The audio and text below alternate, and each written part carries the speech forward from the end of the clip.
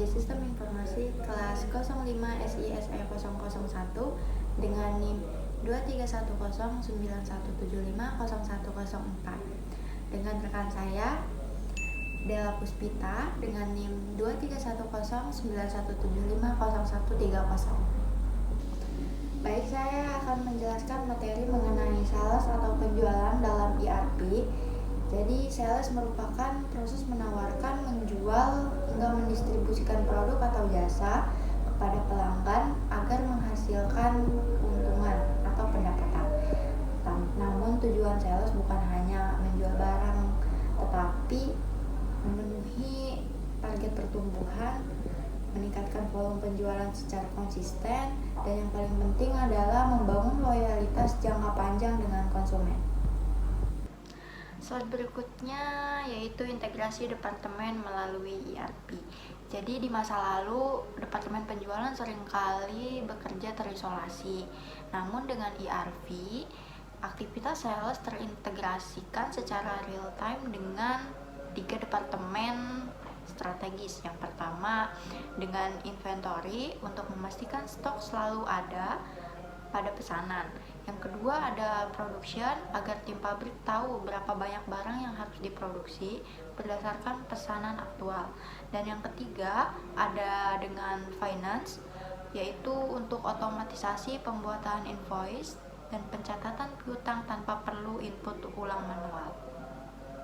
Slide selanjutnya yaitu alur proses sales dalam ERP. Jadi mari kita lihat bagaimana siklus penjualan berjalan di dalam sistem ERP secara runtut melalui 6 tahapan utama. Yaitu proses dimulai dari inquiry atau pertanyaan dari calon pelanggan yang kemudian kita respon dengan quotation atau penawaran harga resmi. Lalu jika pelanggan setuju, sistem menerbitkan sales order.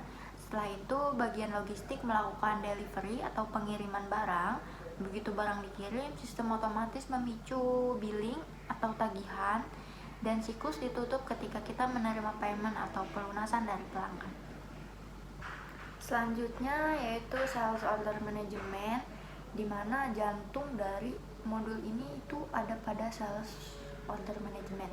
Jadi fungsi utamanya adalah mencatat pesanan masuk secara otomatis dan akurat, memverifikasi ketersediaan stok di gudang saat itu juga, menetapkan jadwal pengiriman yang efisien dan memantau status pesanan.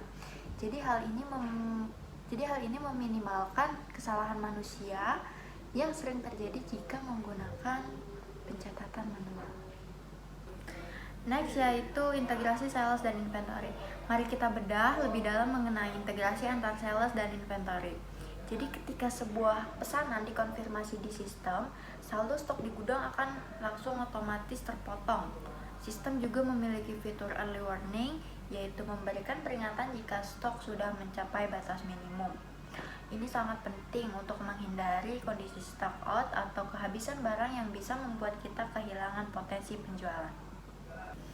Selanjutnya integrasi dengan produksi. Kalau ada yang nanya bagaimana jika stok di gudang ternyata tidak mencukupi, nah disinilah kehebatan ERP. Jadi modul sales akan langsung mengirim sinyal ke modul produksi. Alurnya akan seperti sales order masuk, lalu memicu production planning, dilanjut barang, langsung dimanufaktur dan dikirim. Jadi konsep ini tuh mendukung sistem penyimpanan berlebih di gudang dan memastikan barang sampai ke tangan konsumen tepat waktu. Selanjutnya yaitu integrasi dengan keuangan. Jadi dari sisi finansial tuh setiap transaksi penjualan otomatis terhubung ke modul akuntansi. Seperti yang bisa kita lihat nih pada poin di atas.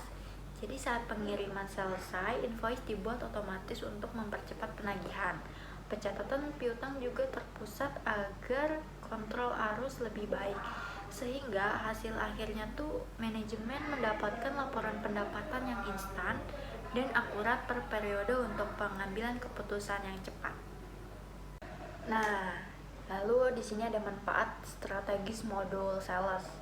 Jadi berdasarkan analisis dampak, implementasi modul ini memberikan manfaat strategis yang sangat tinggi.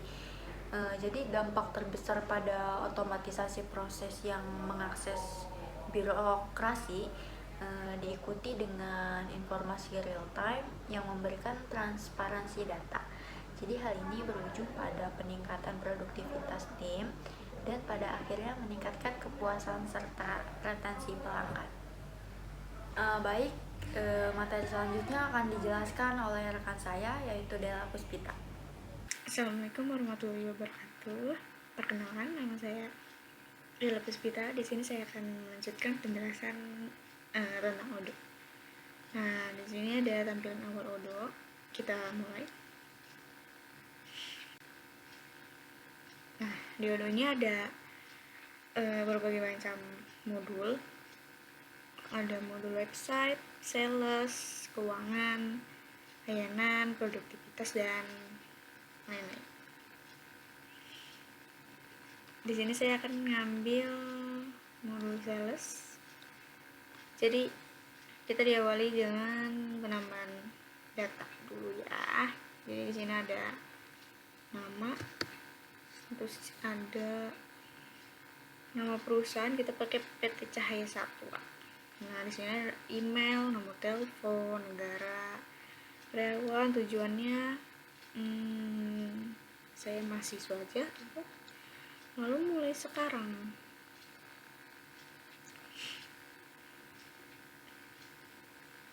Selamat datang di Odoo.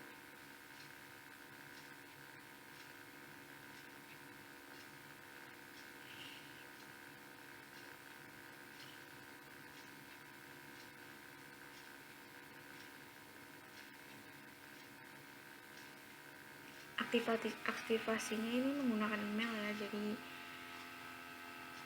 harus login di emailnya lalu dilanjutkan. Untuk sekarang kita lanjut ke sales saja. Nah, kita buat baru.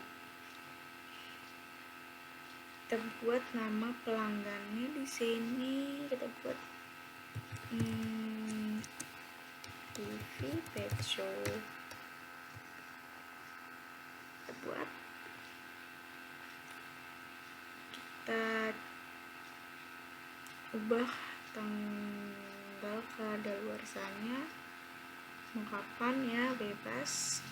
Terus teknik pembayarannya, tanggal pengiriman mana tinggal dipilih aja. Kita tambahkan produk. Nah, produknya di sini pakan kucing Royal Canin bukil. Kita buat kuantitasnya, kita buat jadi 2 aja cukup. Nah, harga satuannya kita buat jadi 150.000. Pajaknya kita buat 0 aja pajaknya. Produknya tambah produk lagi, kita buat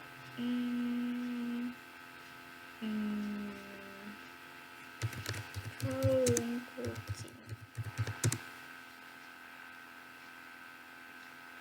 Kuantitasnya kita bikin 10.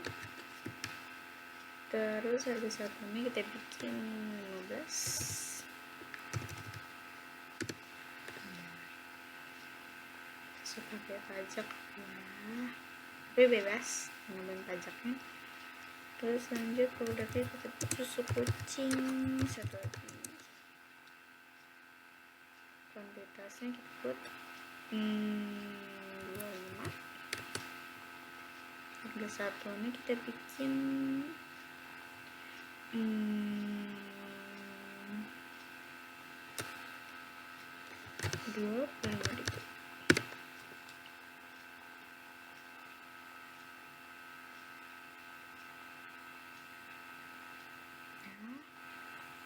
Nah, ini pelanggannya, totalnya dicek, habis itu kita konfirmasi. Setelah konfirmasi kita kirim, setelah semuanya sesuai, lalu ada tulisan sepenuhnya kita kirim. Kita dapat penjualan. Lanjut buat faktur. Nah, ini buat faktur, kita pencet.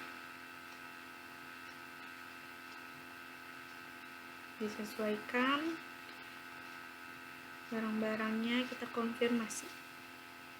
Nah, dari draft kita terekam, lanjut ke bayar. Nah, bayarnya tinggal dipilih bank atau tunai. Metode pembayarannya lanjut create payment. Di sini sudah lunas. Itu bisa dicek-cek.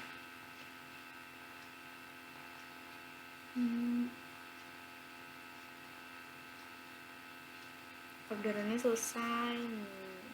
Segini dari pelanggan Putri Pet Shop.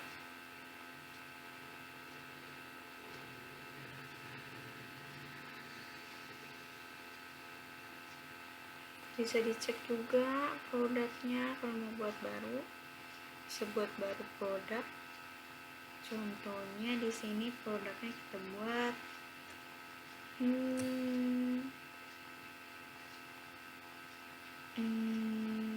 baju kecil ya.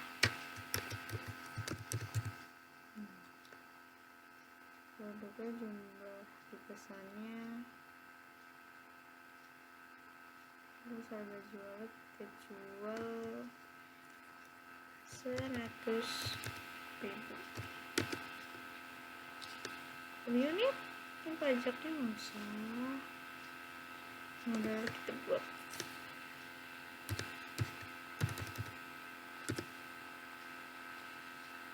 pajak pembeliannya kita buat 12 lah ya. Nah itu lanjut.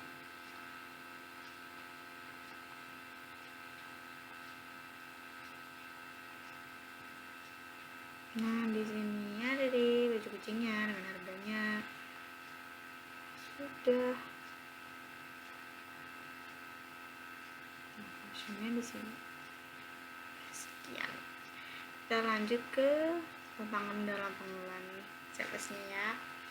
Jadi tantangannya di sini data pelanggannya tuh ngangkap, ada kesalahan input data, perubahan permintaan pasar, dan keterlambatan penggunaan, serta kurangnya pelatihan pengguna ERP ini. Jadi solusinya di sini standarisasi proses, pelatihan pengguna, pemeliharaan sistem secara berkala. Yang jadi kesimpulannya, sales merupakan fungsi penting dalam ERP. Jadi ERP mengintegrasikan penjualan dengan inventory, produk, dan keuangan. Integrasi tersebut meningkatkan efisiensi akurat dan kualitas layanan pelanggan. Jadi penggunaan mulut sales yang efektif membantu perusahaan mencapai tujuan bisnis secara optimal. Jadi segitu aja, kurang lebihnya mohon maaf. Assalamualaikum warahmatullahi wabarakatuh.